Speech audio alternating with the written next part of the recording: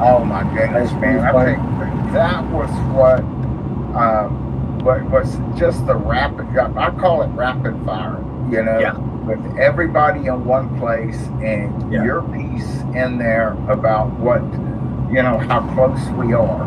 yeah. With B system and everything, and then then the Lee Brainerd, and then Robert Breaker, and Kevin, Yeah. and Michael Pales. What is it?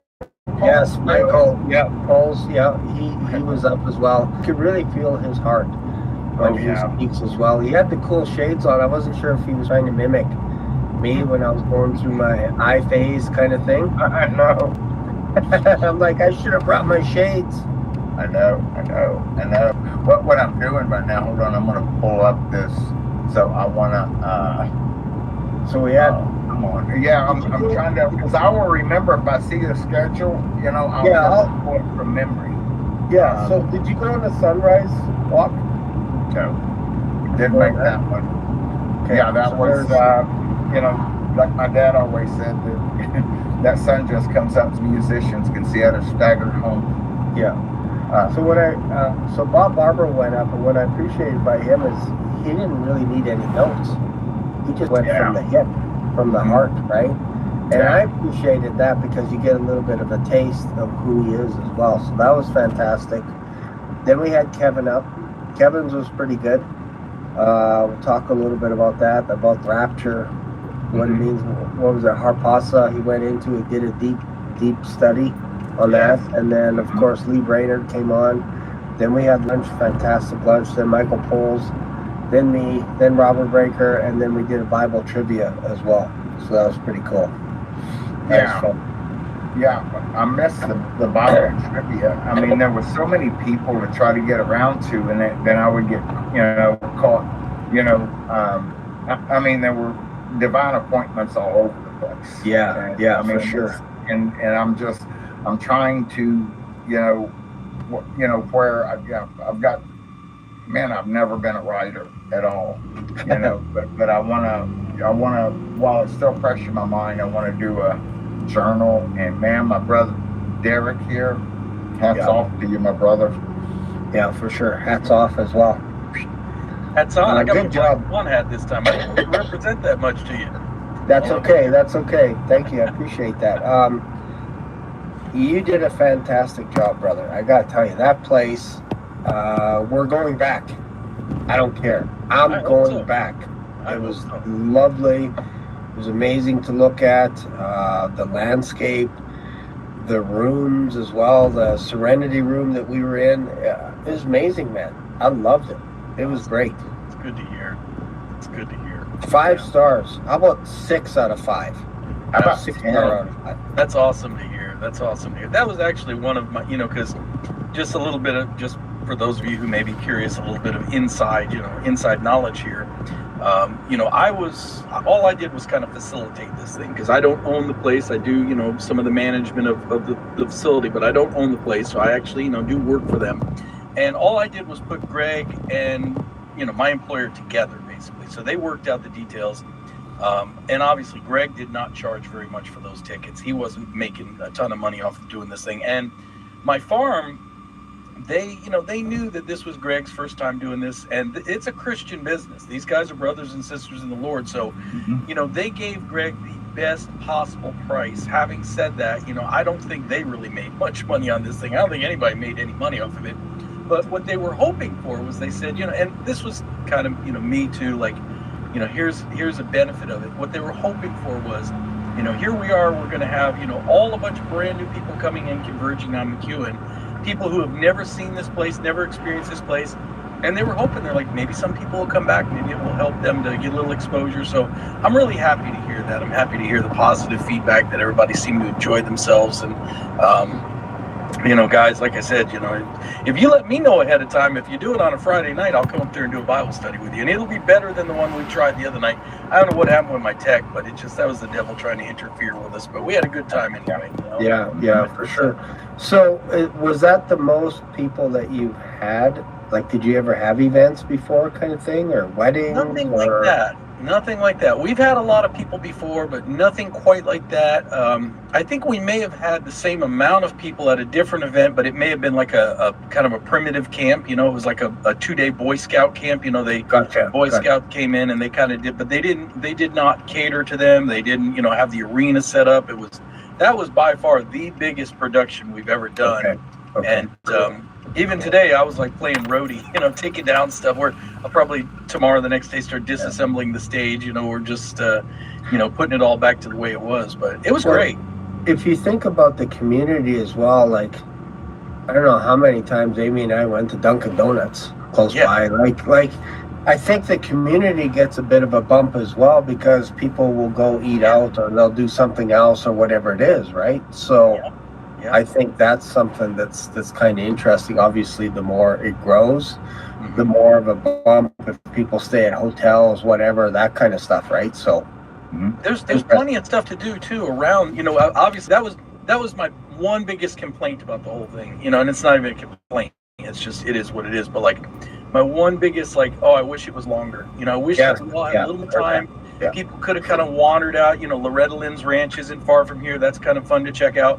There's a couple of nice state parks around here that are fun to check out. There's a lot of different things you can do, but we were just so pressed for time. And that was probably like, if I had to give my one thing that I loved the most about it and my one thing that I hated the worst about it, I would have hated the worst first. I hated the worst first was that I just didn't have sufficient time to talk with everybody, to meet everybody. Here's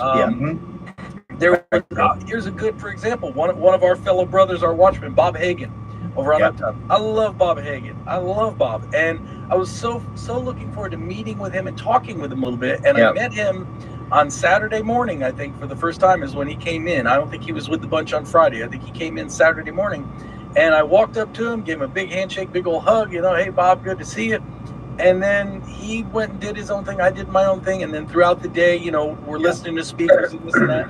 By afternoon, when things had finally settled down and I had a little bit more time for fellowship in the afternoon, I'm like, hey, where's Bob? And they're like, oh, we had to leave already. And I'm like, oh, I didn't even really get exactly. That's what I felt too. So I think for me too, I think the perfect scenario would be arrive perhaps Thursday afternoon, Thursday evening, and then Friday you kick it off in the morning, and then you leave Monday morning. Yeah. Or late Sunday night kind of thing, something like that. But you give it a good 3 solid days with space in between, because Saturday was jammed from 8:30 in the morning to 8 o'clock at night.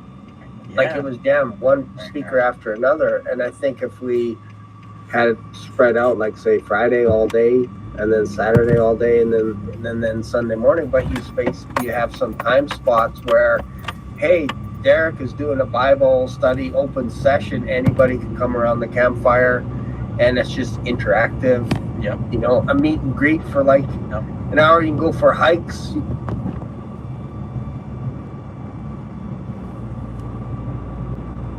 can go for walks or whatever. You got a little pocket of time to go check the Loretta Lynn Ranch or whatever. And I think that experience of people seeing things during the day, because at night, like we arrived late Friday night, and so you can't really see the lay of the land until the next day, and you're like, oh man, this is amazing. So spreading it out, but then there's that ratio of if it's too long, people will be like, oh man, I can't do Thursday, Friday, Saturday, Sunday, Monday, Tuesday. That's too much, right? Right. It's hard. But people can, I guess, kind of come and go when they have time too. But I think what you're saying is good. Like if you made it a longer weekend, where, like you said, maybe start on a Thursday and wrap it up on a Monday or something. There will be some people that are only going to make it in for the full day, Saturday or Sunday. But there will be people that'll. And it was just so hard because, like, even a lot of our viewers, I got to meet some of them. Now that was the best. That was for me. That was the absolute best. Was to meet not only you guys. I mean, it was great seeing you guys face to face, being able to put my arms around you, give you a big old hug, and actually talk face to face. That was fantastic. But the viewers as well, the people that I don't get a chance to interact face to face like we do on the screen, but I know them through the comments, and it's like, oh, okay, you're so and so. Like, I know exactly who you are. Fantastic, but even at that, I didn't get a chance to talk to every single person. I was kind of like, I was sort of, you know, and I realized it was getting so busy. So I was just like, well, you know what? If someone comes up to me and takes the time to talk to me, then we'll have a conversation. You know, I couldn't like actively pursue every single person out there because we were all just so busy, you know. But that was the best part, was meeting people. And you know, the thing was, and I know I said this to both of you individually, but you know, Saturday night when we got into worship, and Amy, both of them did a beautiful job. Amy Musfeldt kind of started off with her song that the Lord put on her heart that she wrote, and then your sister Amy came in and followed up with some more worship, and it was just, man, I mean, the Spirit was flowing in there. You know, my brother, I could see you guys were both worshiping, I was worshiping, and it was like, this is church, this is home, this is like, if we all lived within, you know, like an hour's drive of each other, every week, you know? That's what I was saying. That was the upper room. That was the upper room. Sure. Yeah, that's what I felt like. As soon as I met with you guys, I'm like, man, these are my brothers. And I was sad to leave.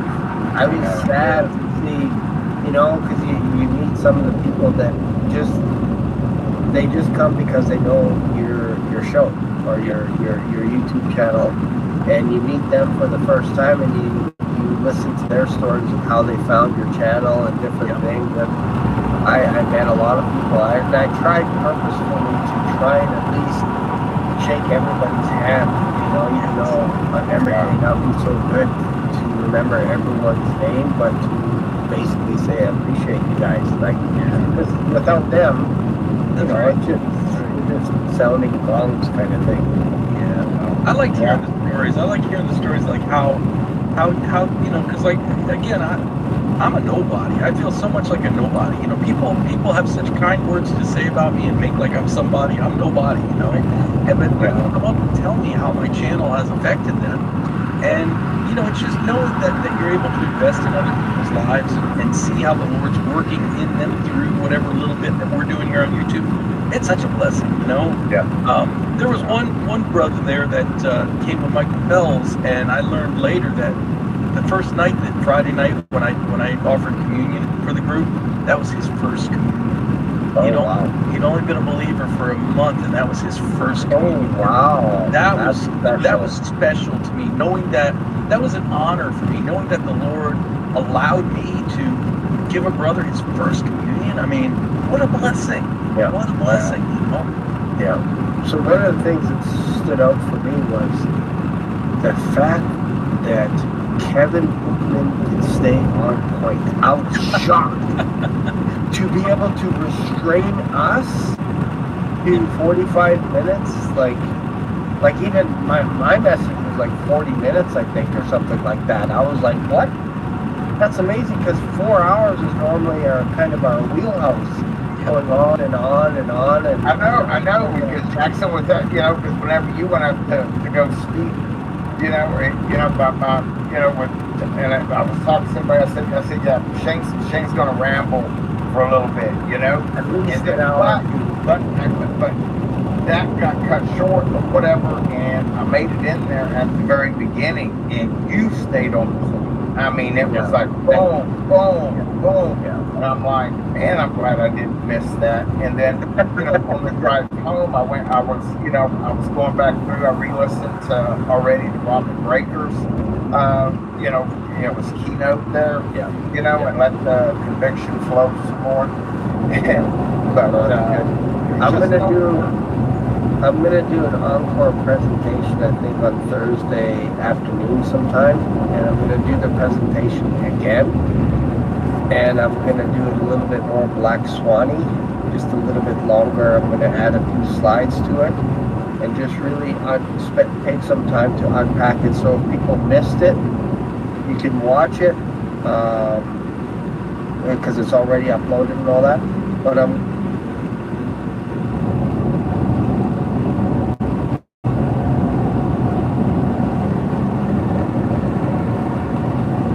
going to do what I call an encore presentation for my YouTube audience, and then just kind of maybe hit some points that maybe you can't necessarily unpack in 30 minutes. You need a little bit more time, and because my audience knows me, I don't have to talk about the origins of my channel and all that kind of stuff, I can just kind of jump right into it. So I think it'll be good. By the way, just a side rabbit trail that we can go down here and explore for a minute. I got a question to ask Steven. Yep. How are you even awake, bro? I know. 2 hours. So, after everybody started to leave, I said to Steven, I'm like, hey man, I don't know how much time you got, before you leave. So we actually had lunch, just as everybody else left. Steven and his grandson, and actually, if you remember Ian, do you remember Ian that was there at the conference? Yep. Came to lunch with us. We had a great time. We just shared lunch and had a little more fellowship before everybody got on the road. And so Steven didn't get on the road until probably 1:30 in the afternoon. And I told him, I said, hey, was it later than that? I just told him, I said, do me a favor, bro. I said, because, like me, I can't truck drive like that, okay? I can do like 6 to 8 hours at a clip, but I'm fine. Anything more than about 8 hours, I got to take a rest, I'm not one of these 12 or 15-hour drivers, And I know Steven had a picture, so I'm like, do me a favor, I don't care what time it is, my phone's on silent anyway, just shoot me a text when you get home, just so I know, Yeah. And Steven dropped me a link and like track him real time through Google Maps, and I just happened to wake up at about 3:30 in the morning. I cracked my eyelid open and I'm like, I wonder where Steven is, and I hit the thing, and he was just outside of Houston. So I'm like, okay, he's almost home. This guy's like an animal. He's driving like a truck driver. And I'm like, how are you even awake, bro? You could only got like 2 hours sleep today, Well, actually, this is how it went, because like earlier in the week, because I did lives with Bubba, with Nathan, and I was up, even, afterwards with Nathan, that one, I think that was Monday night, that was Monday night, and then he and I stayed on afterwards until like 3 in the morning, on the backstage, to the point where I'm just sitting there, and then I just fell asleep right here on my chair, and then I slept for like, I don't know, probably 3-4 hours, and I got back up, and then the next night we did another, I don't remember what, the Monday night was the after show for Briggs, and then we did another one on that, and then it was another 3 o'clock in the morning, and then on Wednesday, that was whenever I was, running around proofreading the deal, to correct the misspellings and things, and I was up printing, till like 1 o'clock in the morning, and my wife said, hon, you're down to 4 hours sleep, and I said, we'll get it done, and then, and I was wanting to leave by 6, so I got up at 5. We did not get away until 7, and the drive up, I drove the whole way up, and then we got in at like 10 o'clock. Well, I would have been there at 9:45, man, and my cousin called me, and I missed that last turn, and man, it's like Louisiana there, and you're going to go away, turn around. Yes. And so anyway, got in there, and then, 10 o'clock, and then got up, and, we got, we got some good sleep that night, but I was kind of like some catch up for me. And then you asked me about this, Shane, and it's just, I'm a little scattered, already, but my wife had just had surgery on Thursday, and I left at 6 in the morning, and so that's why I was trying to stay close to, because my cousin is a nurse or whatever, and she gave my wife 24-hour care, and so she had just left on Sunday, and anyway, but coming back, my grandson, Jackson, he drove the first 6-7 hours, and because I was gonna lay down and sleep. I like Jackson. I can't sleep. I don't know what it is, and it's like I guess I'm afraid I'm gonna miss something,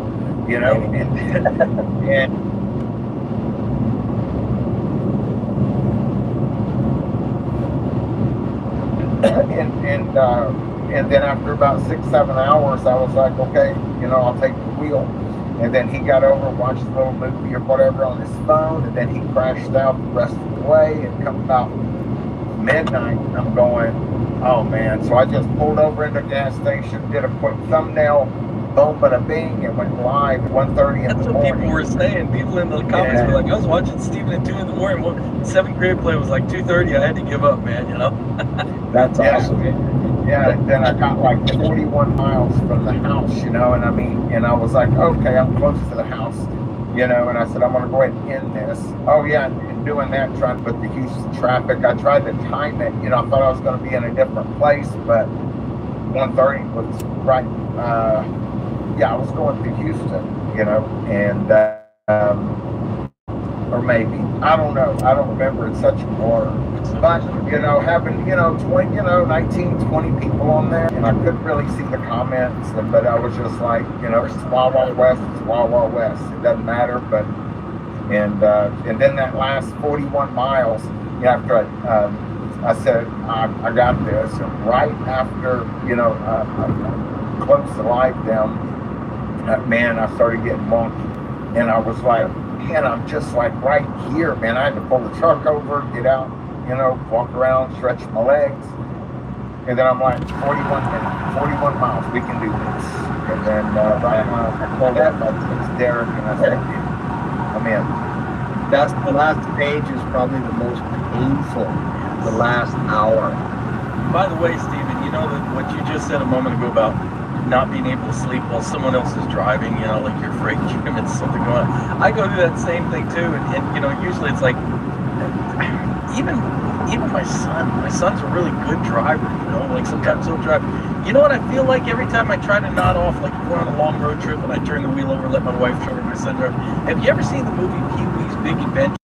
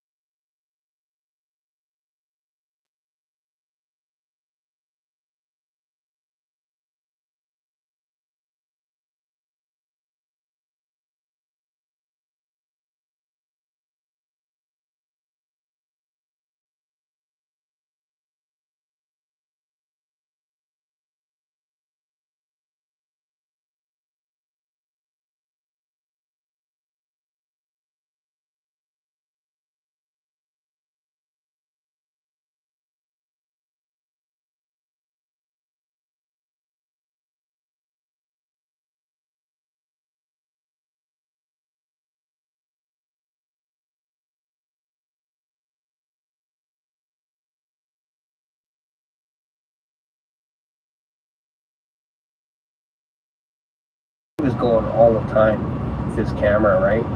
And then I don't know if Bob's assistant as well. Yeah, KG is just saying in the comments that Bob posted a bunch on his channel, so EDV and Time Series of Vision should have a lot of pictures, I guess. Okay. Wow. That's pretty cool. What I'm going to do is see if I can just bring up some of them right here, right now, live. This is why people come live to the show. This is why you're here. Is because you get opportunities like this. You can actually see us, the real deal, right away. So let me just see if I can. And that'll help the people that watch the channels and everything, man. I mean, wow. Yeah. Yeah, let's see if I can find. I have to bring them out. Are they coming out?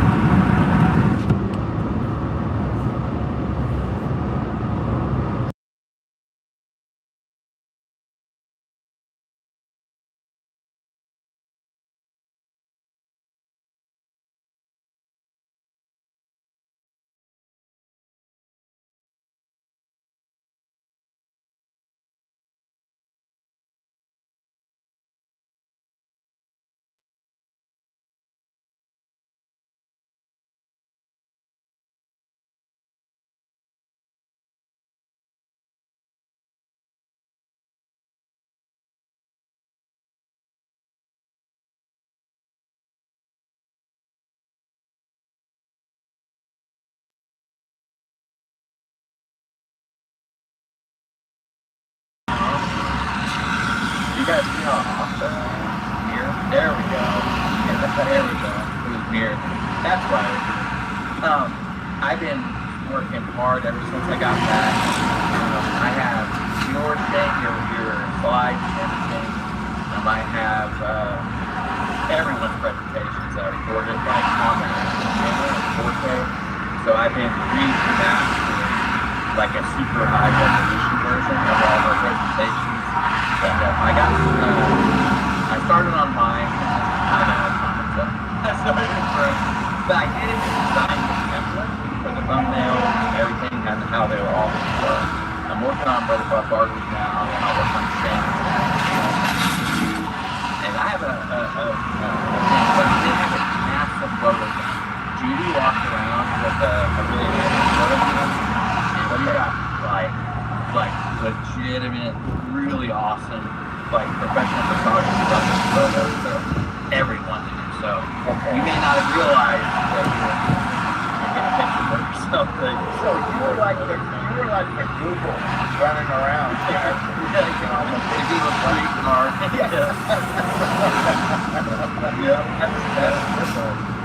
Here's us at the airport. You see that yesterday. Just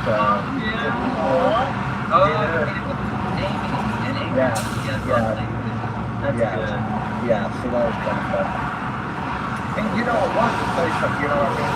That's what, you know, when Amy Musk fell, you know, and there was some technical problems, you know, everything was kind of flattened down, you know, and I could see what was going on. I could remember it like when the, you know, the actually said they got over it. No, this is where you stick in, right here. Yeah. You know, this is, yeah. So some of the inside. Oh, there he is. There's the legend.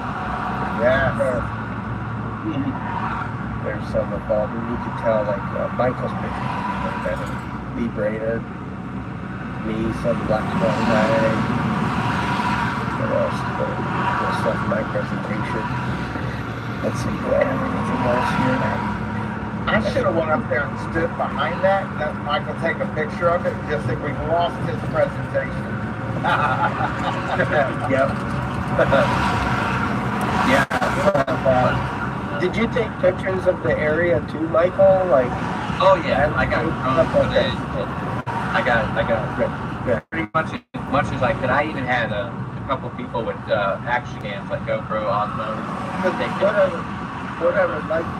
What I'd like to do, maybe with you, Michael, is maybe we can do a live, whether it's on Centurions of Faith or on my channel, where we just go through the photos. And we can kind of skip over some and we can just talk about it. Oh yeah, this is a cool video or a cool picture or whatever. And we'll just take our time and go through it so people can kind of get an idea. Because sometimes people won't go right away to find things, but if we make it accessible where they could see what they're missing out on, then if they want to go to see more, they can do that. But maybe, I don't know, maybe on Wednesday or something if you're interested. Just according to your no, that would be great. I would actually, once I get a few little bits done today, I was going to work on the photos because I want to get rid of the ones that are like just garbage, and I'm going to move them to a cloud storage, and I'm going to send that link to every one of you guys so you have access to those photos. Yeah, awesome. Because we got to do one that heat's hot. Got to do it when the iron is hot. I said when the heat is hot. I always get my sayings. I'm probably the worst guy for sayings. Like, hey, everything is coming down the pipe. I'm a rocket surgeon. I'm not a rocket surgeon. Like, every saying that you can think of, I will combine it with some other saying. It's crazy. I've done that. It's all good. But I love your presentation though, Shane. It was really good. Thank you. No, thank you. Nothing too crazy? No, it's not crazy enough. Not crazy enough. I held back a little bit. Well, I don't think people really realize the checkmate that we're in that situation. That it really, I mean, they were just, here's the other thing. They were just talking about on my look this morning about how we can expect all of our electric bills to start going up because they have to provide energy to these data farms. And it's like, hold on a second. Did we vote on this? Is everybody okay with this? I mean, I wish I was exaggerating, Derek, when I said that they literally projected 7 times by 2030. Yeah, that's because of the databases. It's not because you're consuming more energy. Right. So, I mean, here's the thing that I don't understand. And of course, I know it's not meant for me to understand. I know I'm just a little person with a little brain, but it's like, how come these guys like Sam Altman and Jeff Bezos and Bill Gates and whoever else, Elon Musk, the guys that have billions of dollars that are wanting this AI, why aren't they funding the electricity for it? Why are we expected to pay more? That doesn't make sense to me, and it's going to foment a lot of chaos in our society. It's coming. It's coming. When the AI comes in, and I think, honestly, I hate to be a black pill, but I think they're counting on that. I think that they are counting on being able to control us with this AI thing. So it's like they don't care. They're just, so you didn't go crazy enough, man. I think that people need to wake up and understand this thing is probably the biggest sign of how close we are to the coming of the Lord, because I don't think he's going to let us be enslaved by this modern day Tower of Babel. That's just my own opinion. Yeah. Has anybody, because I know I was hearing something I was listening to a couple other videos, about how there's already rioting right now because of this, the SNAP benefits. Yes. Yeah. Yep. We actually, we have, of course, you guys know we're deeply involved with Feed Sheep and doing the outreach community stuff.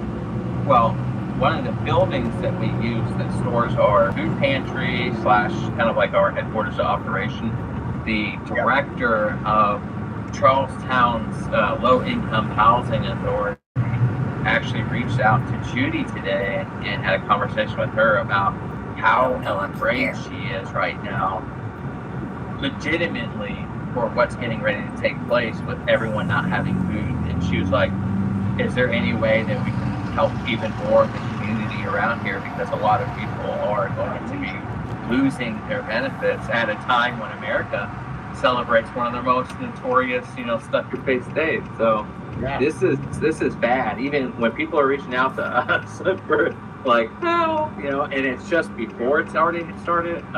And think about Trump and how he mobilized the army in those 19 cities, I believe it was. I was thinking. And I want to show you this website. I call it Nectone. This is the name of the site, but I'll show it real quick here. But this will be more food for my Thursday show. Let me just see if I can bring this up here real quick. You stop doing live for like a day, and all of a sudden it's like you forget everything. Yeah. There we go. There's a few of us there. There's Mr. Greg. There we are there. There we go. And then there's Brother Derek. Yep. Brother Bob. Bob's a big dude as well. Like, like six, I think he's 6'2", 6'3". There was Brother Robert Breaker, another legend. There's us just chewing the fat, hanging out. My sister, my lovely sister, Bob and I doing selfies, trying to be cool. There's the area where we gathered. Cool place, man. And you built that? You guys built that just for this occasion? Wow. Well, that was basically, it was a horse arena that we had. That was the outhouse right there. It's an indoor riding arena. That's actually a well house. That is, yeah. Outhouse. That's funny. Well house. Cool. There's me. You know, like there's is it Ian? Ian, yep. That's Ian. Yeah, and I forget the lady to the left there, and then there's another lady in the back I talked to. They all got great stories, man. Yeah. Just Absolutely. nice to hang out there. There's is that the place that Bob stayed? That's the place you stayed. No, I didn't stay there. Oh, yeah, right. From that, I've never seen that angle from that corner like that. But yeah, you're all right. So Amy was up there. I was over here in this hide-a bed. Yeah. And then we would go out on the deck and listen to the acorns dropping. And I got a little scared.